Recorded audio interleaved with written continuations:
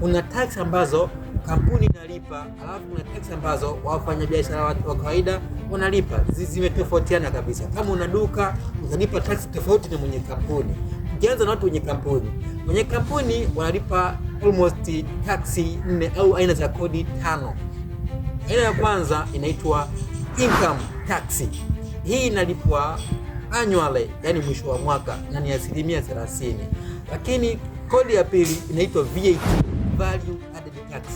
Hii VAT inalipwa 18% na inalipwa tarehe 20 ya kila mwezi. Kama una duka lako, una kampuni yako, lazima uweze kulipa VAT. Inalipiwa kwenye kila bidhaa ambayo unainunua au na kuiuza. Iko hivyo. Lakini tax ya tatu inaitwa pay as you earn. Kama unafanya biashara, unafanya kazi, lazima uwalipie. Inalipwa tarehe ngapi? Tarehe 7 ya kila mwezi. Aina ya 4 inaitwa withholding tax. Withholding tax hii ni kama unalipa rent au unafanya zile zinitoga nini zile, kama unatoa service unatakiwa ulipe. Lakini aina nyingine inaitwa SDL, Skills and Development Leaves. Hii inalipwa tarehe 7 na yenyewe, na ni kwa ajili ya kwenda kusaidia vitu kama VETA na sehemu nyingine.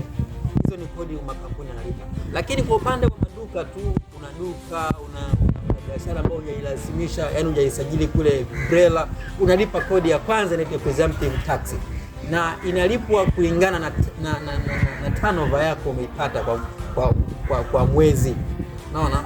Na hii inawatofautisha na watu wa makampuni. Kwenye makampuni tumesema wanalipa income tax na ni mwisho wa mwezi, lakini mwisho wa mwaka. Lakini wafanyabiashara wa kawaida wanalipa hiyo presumptive tax. Lakini kitu cha pili, watu wenye wafanyabiashara wa kawaida wanaweza wakalipa personal income tax, wanaweza wakalipa. Lakini VAT wanaweza wakalipa na wenyewe. Lakini kuna SDL, withholding tax, na hapa wanakuja wanalalamika inakuaje tena. Lakini withholding tax, kama unalipa renti yani hiyo kodi ya jengo la biashara yako, lazima ulipie. Kuna kitu ambacho wafanyabiashara wengi wanasema kwamba mimi sijapata faida, kwa hiyo siwezi kulipa kodi. Hicho kitu ni kitu ambacho sicho kabisa. Lazima uweze kulipa kulingana na aina za tax ambazo wewe unatakiwa ulipe. Nimekuelezea aina za tax ni zipi. Cha kufanya, unaenda TRA, unafungua aina ya kodi ambazo unatakiwa uzilipe kulingana na biashara unayoifanya. Kama una kampuni nimekuelezea, kama ni mfanyabiashara kawaida na nimekuelezea. Kuna watu wengine wanafanya overpaying of tax pasipo wao kufahamu. Ni matatizo ambayo yanawaletea shughuli baadaye. Lakini kwa haya yote, kama una changamoto za mambo ya TRA, mimi nitakushauri pia. Unaweza kunipiga mimi katika namba yangu 0655885150. Asante.